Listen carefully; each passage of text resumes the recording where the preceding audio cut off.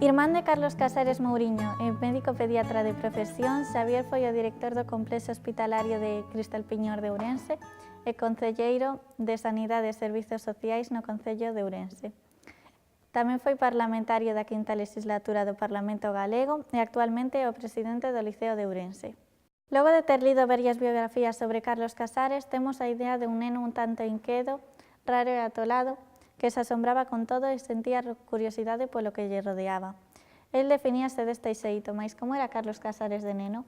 Pois era un neno, efectivamente, moi inquedo, moi preguntón, quería saber de todo, e logo era traste, non atolado, eu non o defiría como atolado, pero traste si era moi traste.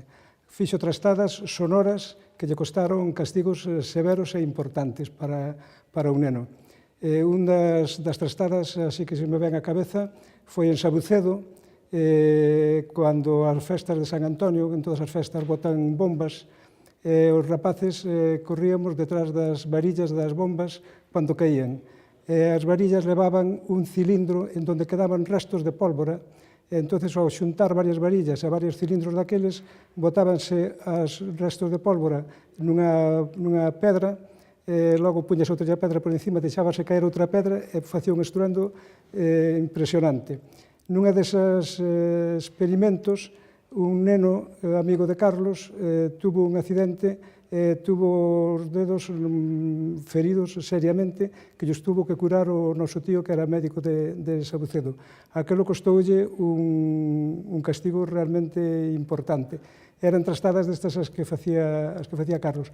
Logo, era moi preguntón, interesábase moito por todas aquelas historias que lle contaban, e cando lle estaban contando unha historia estaba moi pendiente escoitando a historia, e logo, ao rematar, preguntaba a persona que lle estaba contando, lle facía todo tipo de preguntas. Era un rapaz moi absorbente de todo o que lle chegaba polo ouvido. Lamas, Sabucedo, Beiro, Xinzo e Ourense son os espazos que Carlos Casares non se cansou de mencionar. Entre todos destaca Beiro, os veráns, o piano, a rapañota. Podería falarnos un pouquiño de como era a vida do seu irmán? Pois todo o que acabas de nombrar era o espacio vital de Carlos, que logo se ve moi reflexado na súa obra literaria. En Xinzo era onde vivíamos, a vida que facíamos en Xinzo era a vida de un neno vilego, que é dicir, da escola á casa, con un espacio de tempo para poder xogar, pero era moi distinto despois as estancias que facíamos en Lamas, que é onde vivían os nosos avós, en Sabucedo, onde estaba o tío médico, e en Beiro, en onde estaba un tío cura. En Lamas, Carlos, fundamentalmente, divertíase moito escoitando as historias que se contaban ao carón da chimenea na que se xuntaban os amigos do noso avó. Todos eles emigrantes no seu momento en Cuba, en Venezuela, en Argentina, contaban unhas historias fantásticas. Para Carlos aquelo era realmente unha festa diaria, poder participar en esas historias. En Sabucedo era unha zona en donde había moito, despois da guerra, en donde había moitos maquis, quer dicir, guerrilleiros, xente que se botou ao monte para seguir loitando contra a ditadura de Franco. Ali, pois, encantáballe escoitar as historias relacionadas con todos estes temas. E logo, en Beiro, que era onde pasábamos prácticamente todo o verán, pois eran historias de curas, porque se reunían ali co noso tío, cando viñan algunha función ou algo relacionado ca iglesia, na comida ou na cena, pois contaban historias das súas parroquias, que Carlos tamén pois estaba sempre moi atento a todas esas historias. O sea que recibiu historias da migración, historias dos maquis, historias da iglesia, nos tres espacios que lle serviron a él logo para desarrollar a súa vida literaria en algún xeito. A relación de Carlos coa lingua galega ven desde o berce. El dicía que o seu pai e os avós paternos falaban sempre galego. Con vos tamén? Na nosa casa falábamos dúas linguas. O meu pai, Carlos e eu falábamos galego, e a miña nai e a nosa irmá, a maior, falaban en castelán. O galego pois, era imprescindible por o tempo que pasábamos no medio rural.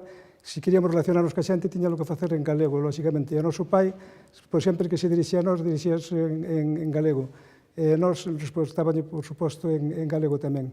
Pero era unha relación curiosa, que convivimos cas dúas linguas na nosa propia casa. A nosa nai por unha parte e o noso pai por outra, en castelán e en galego, con os dous fillos en galego e a filla en castelán.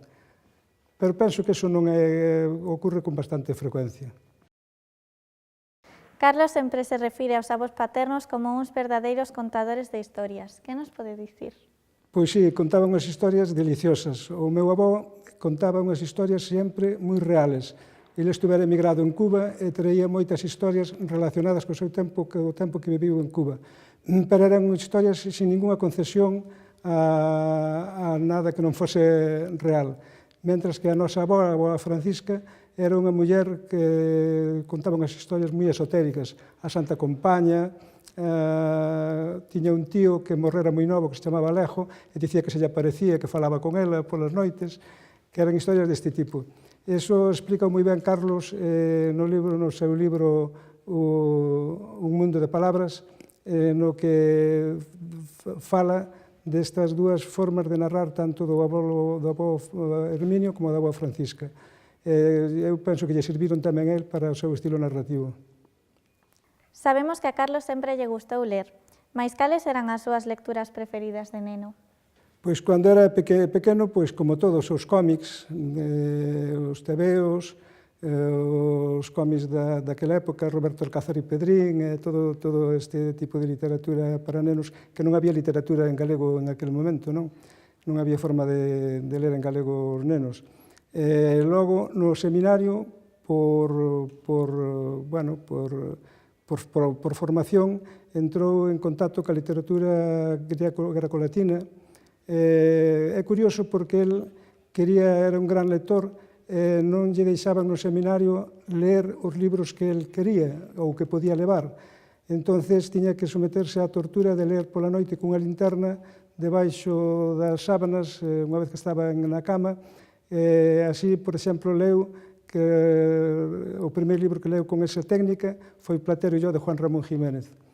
Logo entrou xa en contacto ca literatura europea, ca literatura castelán, ca literatura galega. Era un gran lector e admirador de Kafka, de Joyce, de Camus. Logo o neorrealismo italiano tamén lle interesaba moito.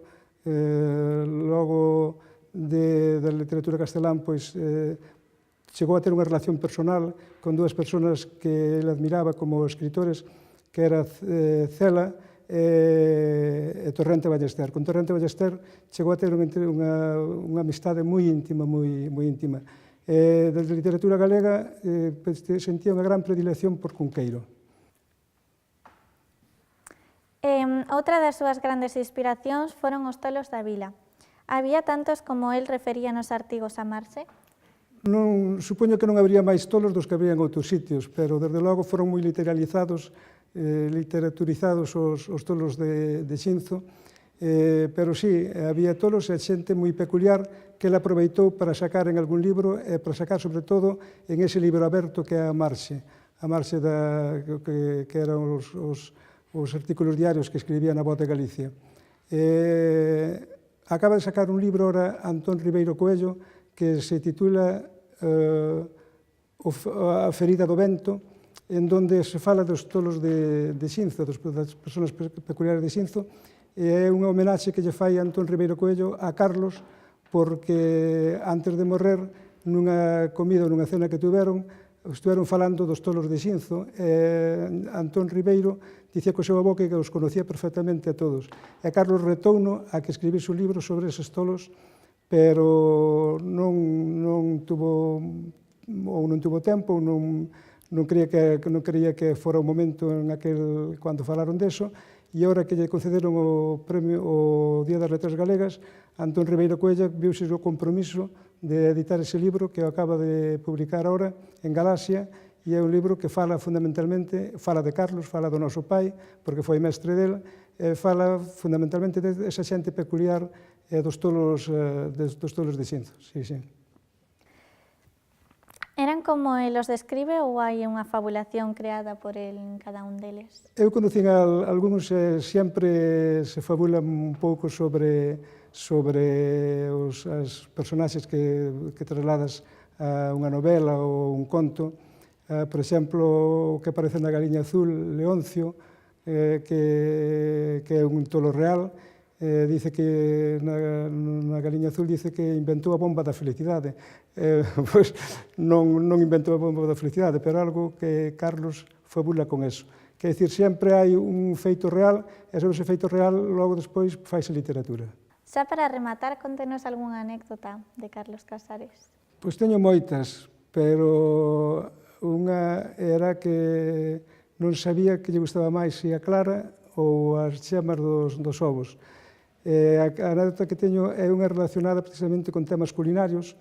Nunha semana que quedamos nun verao solos na casa, pois a hora de comer facíanos a comida a señora que nos axudaba na casa, pero a hora de cenar, pois el non tiña especial habilidade na cociña, inda que lle gustaba a boa mesa, lle gustaba a boa cociña, unha vez metida en materia era un desastre terrible.